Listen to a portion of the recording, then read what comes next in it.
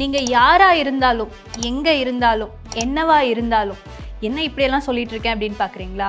So இதெல்லாம் இங்கிலீஷில் எப்படி சொல்லணும் அப்படிங்கிறது தான் இந்த வீடியோவில் உங்களுக்கு நான் சொல்லித்தர போகிறேன். அதாவது whoever, whatever, wherever, whichever, however இதெல்லாம் நம்ம சொல்லுவோம்ல, எப்படி இங்கிலீஷில் யூஸ் பண்ணணும், இதுக்கான சில எக்ஸாம்பிள்ஸ் என்னவா இருக்குங்கிறதுலாம் இந்த வீடியோவில் நம்ம பார்க்கலாம். ஃபர்ஸ்ட் ஒன் whoever, அதாவது யாராக இருந்தாலும், நீங்கள் யாராக இருந்தாலும் பரவாயில்ல அப்படின்னு சொல்லுவோம்ல, அந்த இடத்துல whoever யூஸ் பண்ணணும்.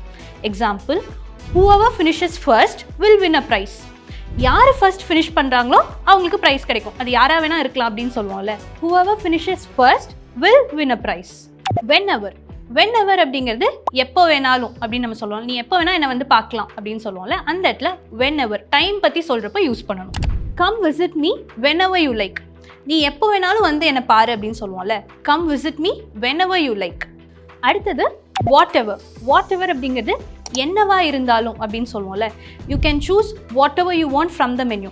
இந்த மெனுவில் இருக்கிற என்னவா வேணாலும் இருக்கட்டும், நீ சூஸ் பண்ணிக்கோ அப்படின்னு சொல்லுவோம்ல. ஸோ சூஸ் வாட் எவர் அப்படின்னு நம்ம சொல்லலாம். அடுத்தது however, however அப்படிங்கிறது எப்படி இருந்தாலும் பரவாயில்ல அப்படின்னு சொல்லுவோம்ல, அந்த இடத்துல யூஸ் பண்ணுறது however. however you solve the problem, it's fine as long as it works.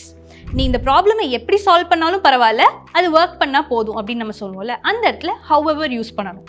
அடுத்தது wherever, wherever அப்படிங்கிறது எங்கே இருந்தாலும் அப்படின்னு ஒரு பிளேஸ் பற்றி சொல்லுவோம்ல, அந்த இடத்துல wherever யூஸ் பண்ணும்.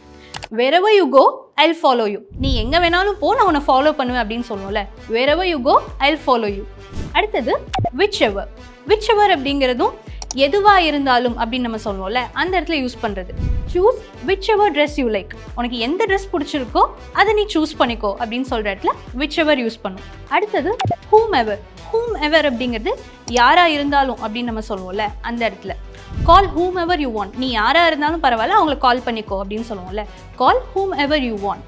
ஸோ இன்றைக்கி நான் சொல்லி கொடுத்ததெல்லாம் உங்களுக்கு புரிஞ்சிருக்கும் அப்படின்னு நினைக்கிறேன். இதை மறக்காமல் யூஸ் பண்ண ஸ்டார்ட் பண்ணுங்கள். அண்ட் மறக்காமல் wherever you are, join English Partner course right now and follow our channel.